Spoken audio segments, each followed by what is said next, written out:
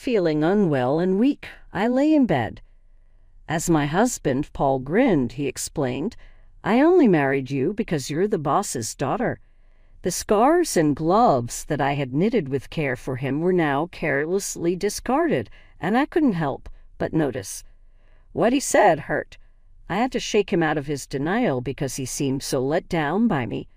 My stomach dropped as I imagined him coming to terms with how naive he had been to believe that everything was working out for him. Sarah Riley is my name. Paul and I have been married for 6 years. Despite the fact that we are childless, we have been content in our relationship. Paul spends a lot of time away from home due to his employment. When I'm feeling lonely, he always tries to spend time with me on his days off, so it's not too bad.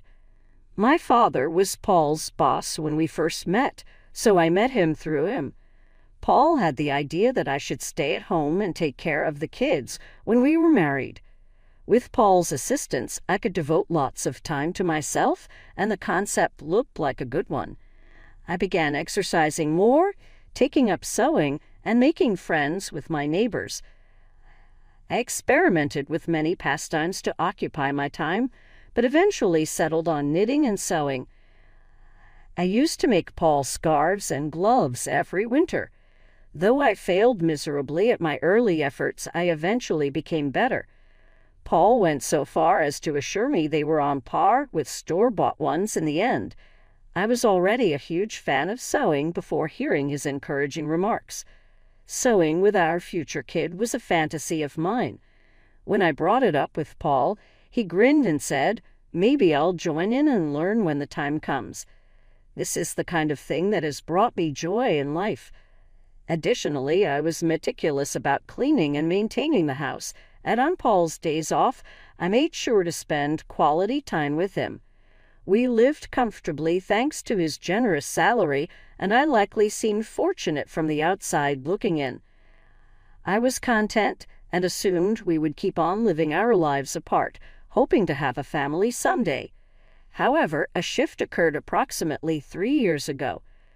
Just like every night, I was sitting here waiting for Paul to return home. All of a sudden, I was lightheaded and passed out. Paul hurried me to the hospital as soon as he got off work. I was laying in a hospital bed when I woke up, and I could hear Paul and the doctor talking. Found out that my ailment wasn't little and would be a constant companion throughout my life. Fortunately, it was not life-threatening. However, the doctor cautioned that it may occur again. I was advised to remain in the hospital until my condition improved. Seeing that I was anxious, Paul comforted me. "It appears that you will be hospitalized for some time, but that's good. I will drop by whenever I am free from work. No problem. We're in this together."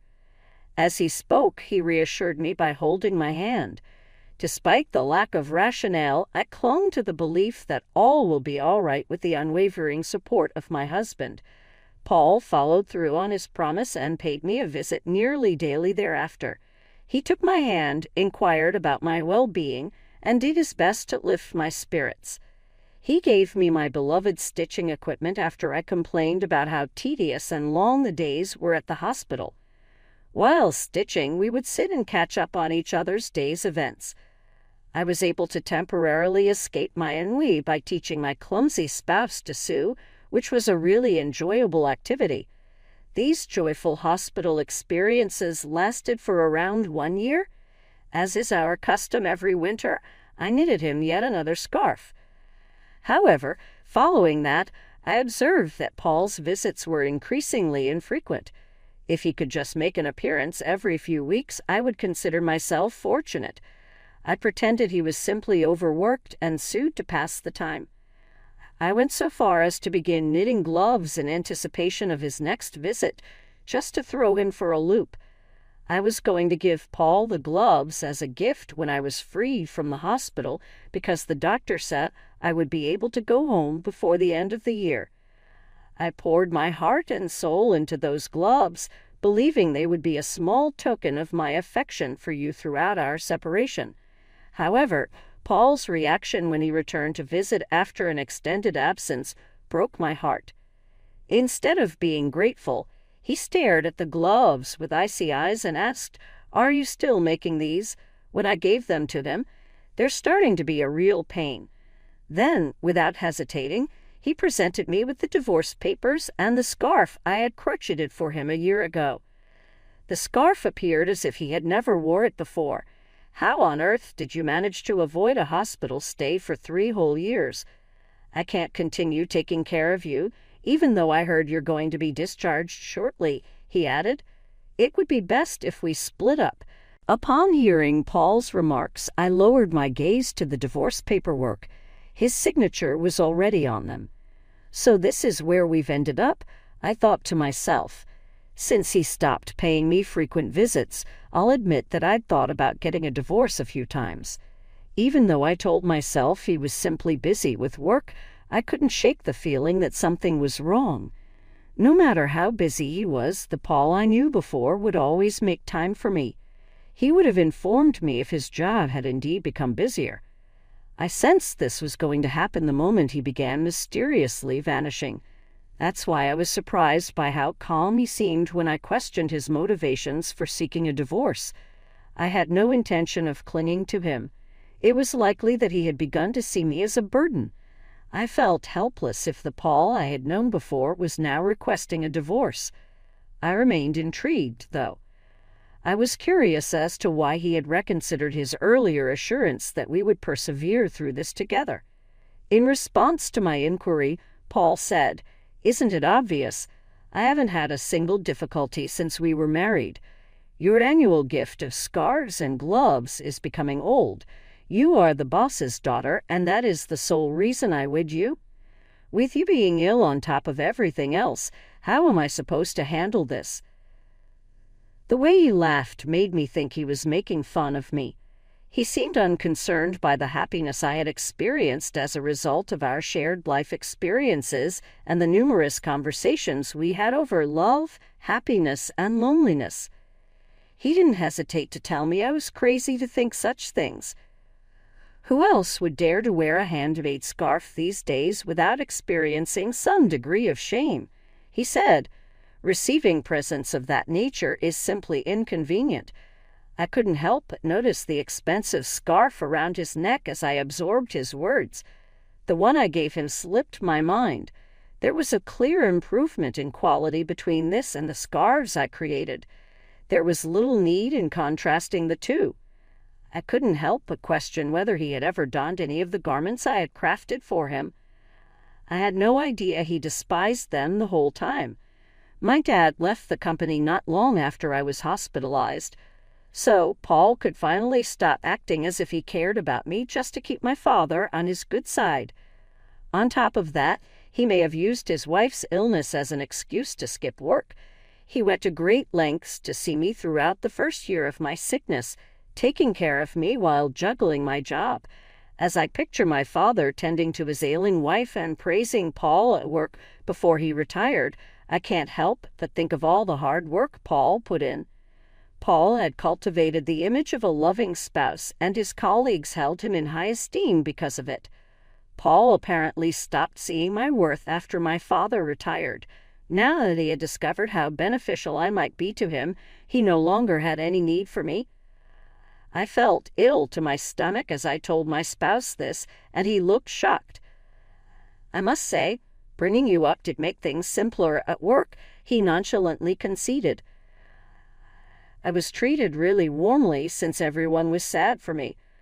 "My wife is sick" was all it took to get a day off, and if I worked a little extra, they would compliment me for being responsible. All of this was expressed by him without any trace of remorse. Unbeknownst to me, he had taken advantage of my sickness. To continue, he said, "Regarding the promotion I'm up for, the others are complete moron, but I must admit that your illness was a factor in that." With my head lowered, I listened intently. A smug grin spread across his face as I raised my eyes to meet his. My beloved had vanished, and in his place stood a stranger. He was being authentic here. "So long as I might be of service, I suppose that's excellent," I remarked. "Take care," I said, "as we likely won't cross paths again." He received the divorce papers from me.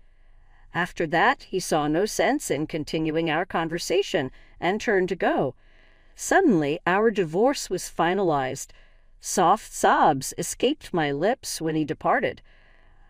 I returned to my parents' residence after being released from the hospital. My dad got really angry when he found out what had transpired. He spoke with a high voice, saying, "I never thought he could be that kind of person." But for me, it didn't matter anymore. I reassured my worried father that I intended to return to live with them when I had cleaned up the house. I was told to do what made me happy because they understood. I have chosen to live with them for the time being. I wanted to see the house my husband and I had lived in before I moved back in with my parents. However, upon arrival, I discovered that the front door lock was not functioning. After exchanging puzzled glances, my mom and I decided to call out to someone.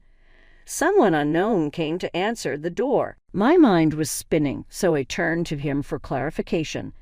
The man informed me that he and his family had recently moved into the house after purchasing it some time ago.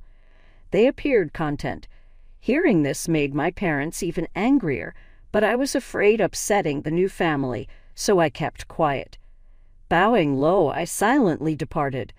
But I couldn't let it stand there, so I contacted my ex-husband immediately. "While you were in the hospital, I sold the house." "Oh yeah," he casually answered the phone. "The sale proceeds are like a payment from me, so please hold on to them. Since it was always my house, I don't think you have anything to complain about, does it?"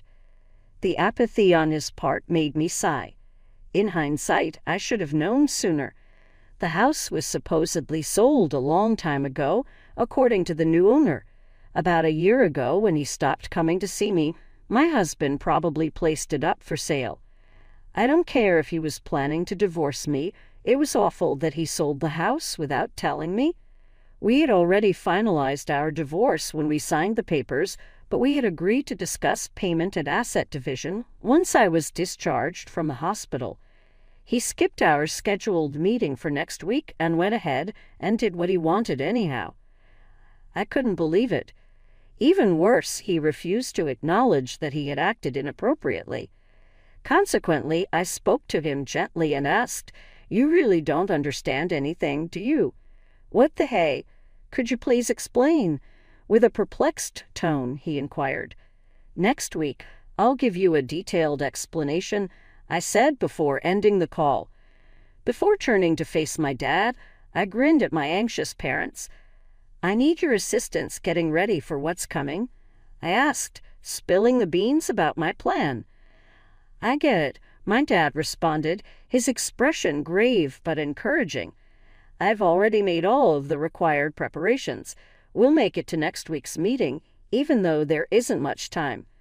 Because he had previously suggested my spouse to me, I noticed a twinge of remorse in his gaze. His wrath at my husband's actions nevertheless motivated him to lend me a hand whenever he could. After thanking my dad, I patiently awaited the meeting day. I felt a smile creep up my cheek for the first time in a long just thinking about my husband's reaction. In order to be ready for the meeting, my father helped us get everything in order. My parents' home was chosen as the location for the conversation. Sitting side by side with my parents were my husband and my sister, while my brother sat alone across from us. It seemed as though he no longer cared that my parents were wounded by the divorce, even though he must have known. He was completely disrespectful toward them, and there was a small smile on his face. He seemed oblivious to the fact that he was acting haughtily. "I won't ask for too much, even though I'm the victim here," he started. "It will be sufficient to receive the proceeds from the sale of the house." He made it sound as like he was being kind by not asking for more, as if he were helping us out. My father became enraged when he saw his arrogance. I lowered my hand to his to soothe him. It was unnecessary for us to become angry. Neither of us wanted my husband to be at a disadvantage in this conversation, so we were prepared for that. "Let's address something important first," I stated while maintaining my composure. My father relinquished a document after I raised my voice. It proved that he was the rightful owner of the property on which the house stood. Without a doubt, the house was in your name, I confirmed. But my dad owns the land where the house is located, and he has the deed to it. I mean, come on, isn't that obvious from this document? His brow furrowed, my husband's countenance shifted ever so little. So what? He asked in response. I own the house. No one is entitled to lodge a grievance. Are you really certain that you can use that to get even with me? As though he thought the entire thing was absurd, he laughed. The house was technically in your name, so you could sell it legally, I said quietly. There can't have been any legal trouble with your activities, because I'm sure you double-checked everything before selling the house. Knowing there was no legal issue, my husband appeared assured. But, I continued, this is a major problem for the home buyers. My dad may collect rent from them even if you sold the house. We still own the land. Do you not believe that would undoubtedly lead to problems for them? Things aren't as they were led to think. For a moment I stood still. Neither my dad nor I have any intention of making them pay rent or leaving, but we also have no intention of simply ceding our land rights to them. Under such circumstances, we would offer the family the land for sale. It would be problematic for us if they didn't purchase the land, but we wouldn't demand monthly rent. I further explained that the land was given to us by our father so that we could live on it, and not so that others could buy it. The family may even sue you if they decide not to purchase it. They weren't expecting the deal, as I mentioned before. Think about how irritated they must have been. They thought they were buying their dream home, only to find out the land isn't theirs, and they now have more expenses. Straight after we got documentation showing that my dad was the legal owner of the property, we approached the new family and gave them the rundown. The fact that they acknowledged and accepted that the vendor was liable for any problems is a relief. The other party made it plain that they would sue my husband if the negotiations failed. I knew my spouse had fully grasped the seriousness of the issue when I noticed his face get pale. Because of his error, he knew this was going to be very expensive for him. What am I to do? He whispered with a quiver in his voice. The family can purchase the land from us, which would give them full ownership of both the house and the land, I calmly replied with a smile. After that, you'd be responsible for paying for the land. There will be no need for the family to sue you if everything is settled easily in this way. Everything will be okay once they have the house and the property in their possession. That being said, they will probably insist that you cover the land price since they were unaware of it when they purchased the house. It is your responsibility to address that, not theirs. The main problem is that the house may not have been worth as much as the property, which is in a very desirable position. You may still not come out ahead if you sell all your possessions. Perhaps nothing will remain when all is said and done. Alternatively, you might pay for the land and then purchase the house again, I said after a brief pause. The family residing there will naturally expect you to pay for their relocation. In doing so, you would reclaim the home and the land, which you could then put up for sale again, perhaps to a profit. However, once you've paid for everything, you could not even have a little bit left. I also mentioned that you'll be confused no matter what you do. The topic of alimony must also be considered. I intend to seek redress since your conduct has inflicted significant emotional suffering on me. Remember that. Paul had been using me to further his career all along. I was disgusted by everything he had done after I realized this. No matter how difficult it would be to establish and how likely it was that I would lose, I intended to sue him for damages related to the emotional distress he inflicted on me. Given his current predicament, it was crucial to bring up these topics. Paul, who was now surrounded, appeared unable to comprehend the complete gravity of the situation. It seemed like he could soon be able to make all of these dreams a reality.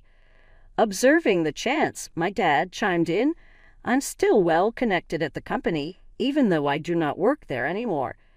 Some of my former coworkers have informed me about your comments and treatment of my daughter, which I have been informed about by them.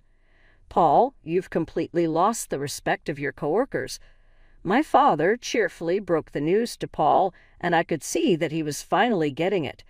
Nothing mattered now, not the position he had acquired by taking advantage of me, not the money he had made from selling the property without my permission. I smiled and added, "Now, let's talk about what happens next." I then clasped my hands together. Asset division, remuneration, and the house are all matters that must be resolved. My smile at this moment was unlike any other smile I had ever given him. I felt a surge of strength and relief, and my smile was wider and brighter than it had been in a long time. "Hope you understand that this meeting will decide your assets since our separation," I went on to say. Even though he tried to shrug it off, Paul's eyes welled up with tears. The subsequent negotiations worked out well for me. Our settlement included Paul paying for the land on which the house was built, as well as his agreement to pay alimony to me. In the end, everyone benefited from the agreement, except Paul, after we explained everything to the family who had purchased the house. He was devastated. As word got out about the rumors my dad had started, Paul's reputation took a nosedive. His anticipated promotion was postponed due to concerns voiced by higher-ups. Paul quickly found himself out of a job at the company as the rumors persisted. I found out about Paul's resignation from my dad later on. You could say it's karma, I suppose. When one decides to take action, the things earned through taking advantage of other people might vanish just as quickly. Myself, I've taken up teaching sewing and am currently residing with my folks. The ladies and children in my community who attend my classes have helped me earn a fair salary, even though my classes aren't quite crowded. Sharing my passion with others provides me genuine joy, even if I never got the opportunity to sew with my own children, as I had hoped.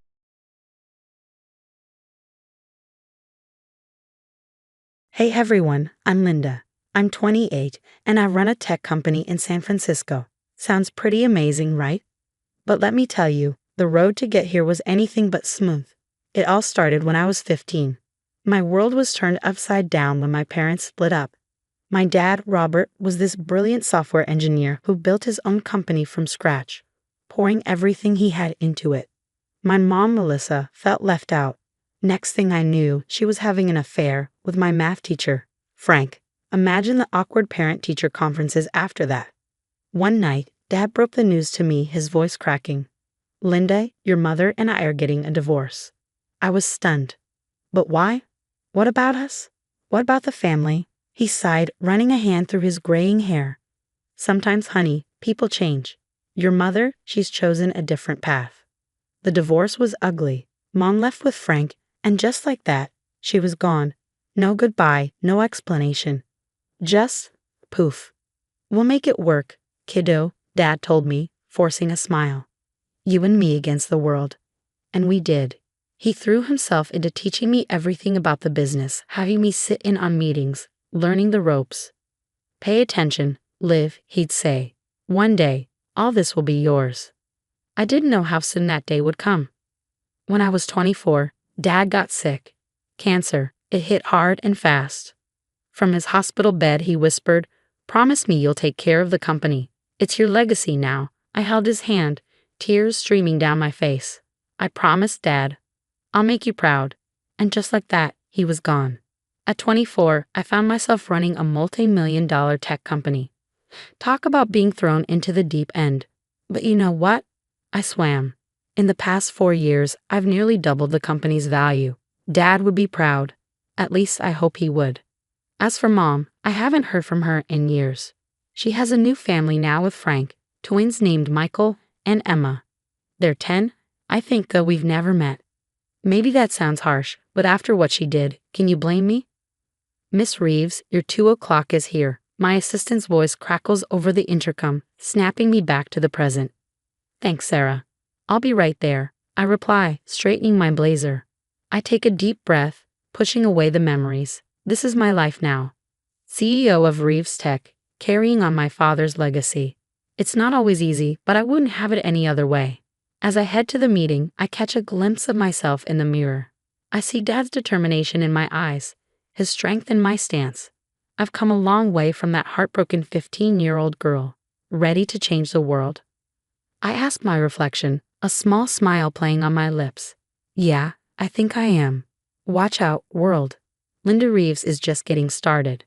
Later that day, I'm at my desk, sipping my morning coffee when my phone pings. I nearly choke when I see the sender, Melissa Tanner, my estranged mother.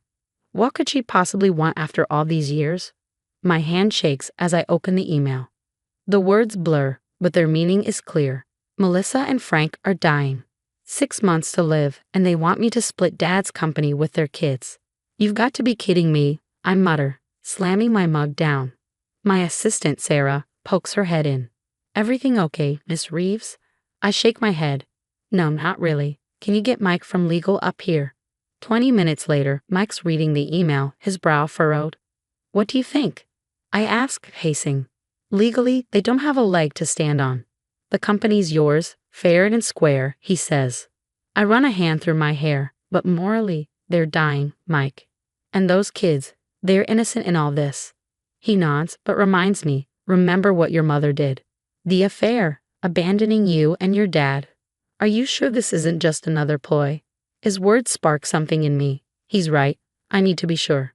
I grab my phone and dial a number I haven't used in years. Michael, it's Linda Reeves.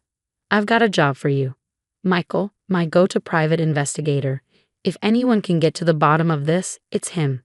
3 days later, I'm blindsided again. Michael's report confirms it. Melissa and Frank are terminally ill. I'm lost in thought when Sarah bursts in. Miss Reeves, there's a situation downstairs. The employees, they heard about the email. My heart sinks. How? I don't know, but they're worried, talking about job security, the future of the company. I take a deep breath. Okay, call an emergency meeting. All department heads now. An hour later, I'm facing a room full of anxious faces. I know you've all heard rumors, I begin. Yes, my mother has made a request regarding the company, but I want to assure you, nothing's changing.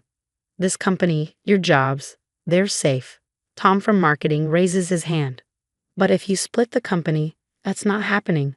I cut him off firmly. This company was my father's life's work. It's my legacy. I won't let anyone threaten that.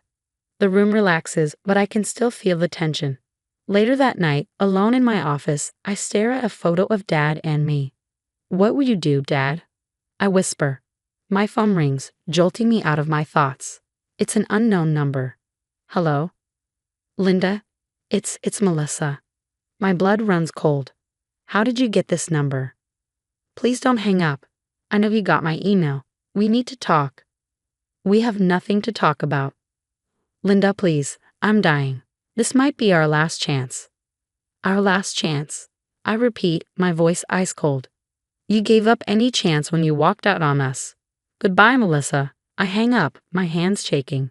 My eyes drift to the photo of Dad and me on my desk. I won't let them take what's ours, Dad. I promise. But I can't shake the feeling that something isn't right. Melissa's sudden reappearance, the convenient terminal illness, the demand for half of Dad's company, it's all too neat, too convenient. I pick up my phone again and dial Michael, my private investigator. I need you to dig deeper, way deeper. Go back to before the divorce. I want to know everything. A week later, I'm sitting in my office, staring at the files Michael sent over. My hands shake as I open the first one. No, this can't be right. But it is. Financial records, encrypted emails, everything lays out a trail of deceit that makes me sick. I press the intercom button. Sarah, get Mike up here. Now.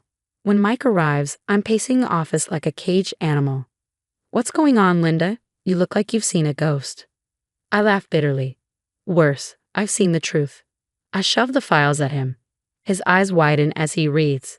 Holy, is this for real? Frank was embezzling, and your mother, she knew. I nod, clenching my jaw. Not just knew, she helped. They were planning to push Dad out and take over the company. Mike whistles under his breath. This changes everything.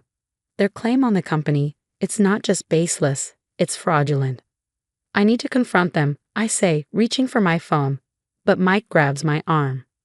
Whoa, slow down. We need to be smart about this. If we play our cards right, we can shut them down for good. I take a deep breath, trying to calm the rage boiling inside me. You're right. What do you suggest? We spend the next few hours plotting, and by the end, I feel a glimmer of hope for the first time since this mess started. The next day, I call Melissa. Linda, I'm so glad you called. Have you thought about our request? I force myself to keep my voice steady. I have. In fact, I'd like to meet to discuss the terms. There's a triumphant note in her voice that makes me sick. That's wonderful, darling. When and where? Tomorrow, my office. Bring Frank and the kids. After hanging up, I call Michael. I need you here tomorrow. Bring everything you've got. The next day, I stand at my office window as they arrive. Melissa, Frank, and 2 kids I assume are Michael and Emma, my half-siblings. The thought leaves a bitter taste in my mouth. Linda, darling, Melissa coos as she enters. It's been too long. I fix her with a cold stare. Not long enough, apparently. Frank steps forward, putting on a mask of concern. Linda, I know this is difficult, but we're family. Family? I spit out the word. Is that what you call it when you steal from your family? When you plot to ruin them? The color drains from their faces. Melissa recovers first. I don't know what you're talking about. We're here about the future, not the past. I give her a humorless smile. Up with the past is very relevant, especially when it involves fraud, embezzlement, and conspiracy. I nod to Sarah, who opens the door. Michael walks in, carrying a thick file. What's going on? Frank demands, his face paling. Who's this? This, I say, is the beginning of the end for your little scheme. Did you really think I'd just hand over half of Dad's company? The company you tried to steal. Melissa opens her mouth to speak, but I cut her off. Save it. I have all the proof I need. Now let's talk about how this is really going to go down. I gesture to the conference table. Please, take a seat. Melissa and Frank exchange nervous glances before sitting down. They look around, noticing for the first time the unexpected crowd that has gathered. Linda, who are all these people? Melissa hisses, her voice wavering. I smile coolly. Oh, just some interested parties. You wanted to discuss the company's future, right? Well, these folks have a stake in that too. I nod to Sarah, who starts the presentation. As damning evidence flashes across the screen, I watch the color drain from Frank and Melissa's faces. I address the room, my voice steady. As you can see, we have clear evidence of embezzlement and conspiracy dating back years. A representative from the SEC leans forward, eyes locked on Melissa and Frank. Miss Reeves, he says gravely, this is very serious. We'll need to launch a full investigation immediately, the SEC representative declares. Frank jumps up, face flushed with anger. Now, wait just a minute. You can't. Sit down, Mr. Walker. I cut him off, voice steady. We're just getting started. I continue revealing the entire sordid plan, how they plotted to push my father out, the affair, every betrayal. With each revelation, Melissa and Frank sink further into their seats. Linda, please, Melissa pleads, her voice wavering. We can explain. Save it, I snap, my tone unyielding. I'm not finished. I turn to the twins, Michael and Emma, who look stunned. I'm sorry you got dragged into this, but there's something else you need to know. I slide a DNA test across the table. Frank isn't your biological father. The room erupts in chaos. Frank lunges toward Melissa, fury blazing in his eyes, while board members shout in disbelief. The SEC rep steps aside, already dialing his phone. I slam my hand on the table. Enough. The room falls silent. Here's what's going to happen. I say, my voice cold and resolute. The SEC will conduct a full investigation. Your assets will be frozen. And you, I fix my gaze on Melissa and Frank, will face the consequences of your actions. The board chairman stands, his voice filled with emotion. Miss Reeves, I speak for all of us when I say you have our full support. Your father would be proud. As security escorts Melissa and Frank out of the building, I feel an immense weight lift from my shoulders. It's over. But as I watch them go, my thoughts drift to Michael and Emma, who look lost, caught in the crossfire of their parents' mistakes. A month later, I'm sitting at my desk, signing papers for the Robert Reeves Foundation, a new charity dedicated to supporting children affected by divorce. Are you sure about this, Linda? Mike asks, watching me closely. You don't owe them anything. I pause, thinking of Dad. It's not about owing, I reply, a soft smile tugging at my lips. It's about healing, and maybe helping prevent others from going through what I did. That evening, as I leave the office, I feel lighter than I have in years. Dad's company is thriving, justice has been served, and I'm turning my pain into something positive. I look up at the night sky, feeling Dad's presence. We did it, Dad, I whisper. Your legacy is secure, and I'm finally free. I climb into my car, ready for whatever comes next. The past no longer haunts me, and the future, it's looking brighter than ever. Discussion prompt. If you were in Linda's shoes, would you offer any financial support to Michael and Emma, knowing they were innocent victims of their parents' actions? Or would you maintain firm boundaries, considering everything she's been through? This is a complex moral dilemma. On one hand, the twins are innocent and didn't choose their circumstances. On the other, Linda has no obligation to them and has already suffered because of their parents' actions. What would you do in this situation? Would you extend help or stand firm? Share your thoughts below.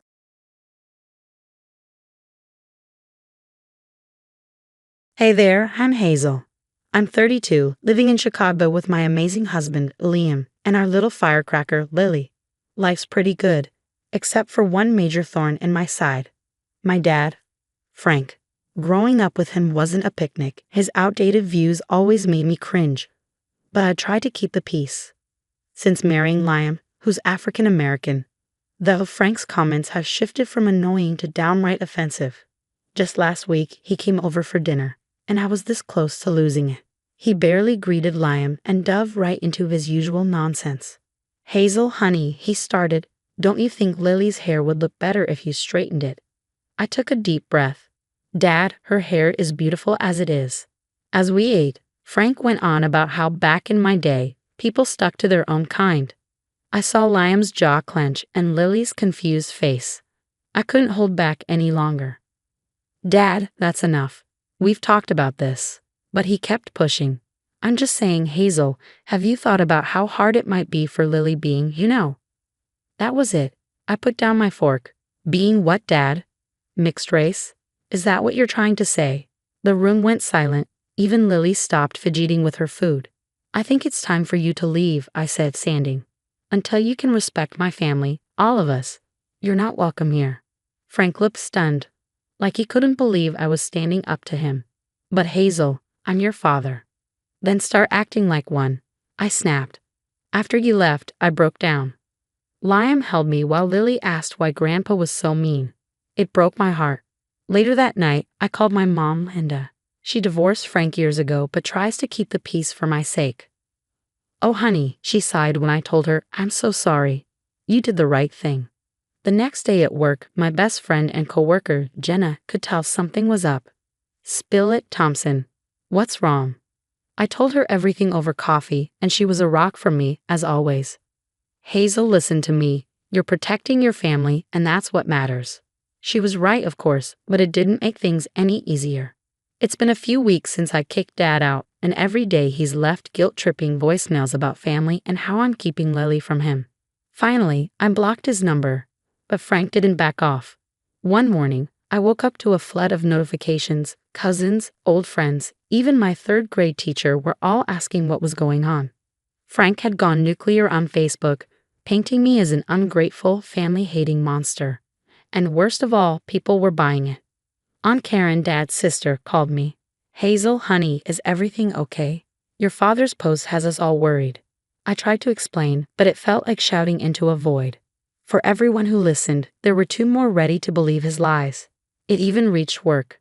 I was in the middle of a major account when my boss pulled me into his office. Hazel, we need to talk about your personal situation. It's affecting our image. My heart sank. After all the work I put in, it was unraveling because of Dad's vendetta. Thank God for Jenna. She wouldn't let him ruin my career. Hazel, we're not letting this psycho tank your reputation, she said, helping me draft responses and damage control strategies. Just when I thought things couldn't get worse, they did. I stumbled upon a website called The Truth About Hazel Thompson. A daughter's betrayal. My hands shook as I clicked through it. Twisted stories about our family. Lies about me abandoning my heritage because I married Liam. I felt sick. I called Liam, barely getting the words out. Babe, breathe, he said, his voice calm. We'll get through this. He's not going to win. But as I stared at the screen, I wasn't so sure.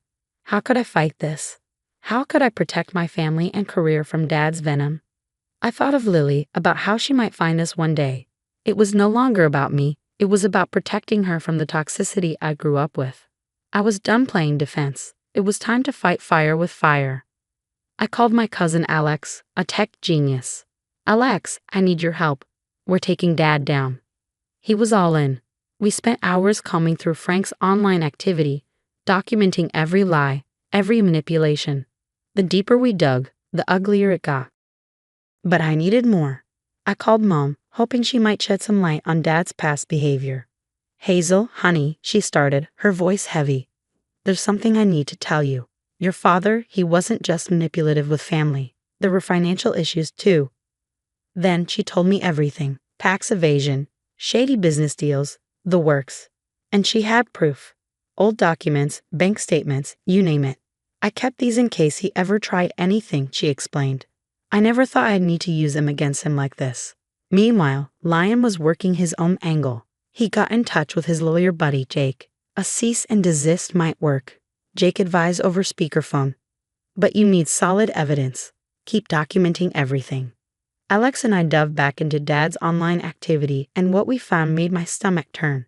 He wasn't just manipulating family, he was running an entire investment scheme targeting elderly folks in his neighborhood, convincing them to invest their life savings. Hazel, look at this, Alex said, pointing at his screen. He's promising these people a 20% return. There's no way this is legit. My heart sank. How many lives had he ruined? How long had this been going on? Then I got a call from Aunt Emma, Dad's sister. Her voice was shaky. Hazel, I don't know how to say this, but I think your father's been lying to all of us. She went on to explain that Dad had been borrowing money from various family members, telling them I was sick and needed expensive treatments. He said you didn't want anyone to know, she continued, that you were too proud to ask for help. I was speechless. The depth of his deception was staggering. He hadn't just tried to ruin my reputation. He used my name to scam our own family. Aunt Emma, I'm not sick. I never have been. Dad made it all up. The silence on the other end was deafening. Then a quiet sob. Oh, Hazel, I'm so sorry. We should have known. We should have checked with you first. After we hung up, I sat there, numb from the lies, manipulation, and sheer audacity of it all. I felt angry, betrayed, and weirdly relieved. For the first time, I had concrete proof of who my father truly was. Liam found me like that, staring into nothing, and without a word, he wrapped his arms around me. We've got him, I finally said, my voice muffled against his chest. We've actually got him. Liam pulled back, looking me in the eye. What do you want to do? I took a deep breath, and in that moment, my path was clear. No more playing nice. No more keeping the peace. It was time to expose Frank for who he really was. I want to take him down, I said, my voice steady. Not just for us, but for everyone he's hurt. It's time he faces the consequences of his actions. Liam nodded, a determined look in his eyes. Then that's what we'll do. Together. I took another deep breath, my finger hovering over the post button. This was it, the moment of truth. I'd spent days crafting my statement, making sure every word was precise, every claim backed up with solid evidence. You've got this, babe, Liam said, squeezing my shoulder. But I wasn't done yet. With Alex's help, I compiled all the evidence of Dad's financial schemes and sent an anonymous tip to the authorities. It felt strange, turning in my own father, but I kept reminding myself of all the people he'd hurt. Then, one morning, my phone exploded with notifications. Dad had been arrested for fraud and tax evasion. The story was everywhere. Hazel, have you seen the news? Jenna's voice was electric with excitement on the phone. They're saying your dad could face serious jail time. It was surreal. Part of me felt guilty, but a bigger part felt relieved. The truth was finally out, and soon the apologies started rolling in. Old friends, distant relatives, all of them were reaching out, expressing regret for having believed Dad's lies. Each message felt like a mix of vindication and sadness. I'm so sorry, Hazel. I should have known better, my cousin Tom wrote. Your dad always had a way of twisting things. Dealing with the fallout wasn't easy. I began seeing a therapist, trying to work through the years of manipulation and emotional abuse that had marked my relationship with my father. It's okay to feel conflicted, my therapist, Dr. Chen, assured me. He's still your father, but you did the right thing. Through it all, Liam and Lily were my rocks. Lily might not have understood everything, but she knew when Mommy was sad. Her hugs always made things a little brighter. As the months passed, life started to feel normal again. Then came the company gala, and with it some unexpected news. The big account I thought I'd lost was back on the table. To Hazel Thompson, my boss announced, raising a glass, who not only landed the Peterson account, but showed us all what true integrity looks like. I looked around the room, seeing Liam's proud smile, Jenna's enthusiastic thumbs up, and the supportive faces of my colleagues. I felt overwhelmed with gratitude. Later that night, sitting on our couch, I scrolled through old photos on my phone and came across one of Dad and me from my college graduation. For a moment, I hesitated, memories flooding back. But then, with a steady breath, I hit delete. "You okay?" Liam asked, joining me on the couch. I nodded, surprised by how much I meant it. "Yeah, I really am." As I set my phone aside, a realization dawned on me. This ordeal with Dad, it wasn't just about standing up for myself. It was about breaking a cycle, making sure that Lily grows up in a home filled with love, respect, and honesty, not manipulation and lies.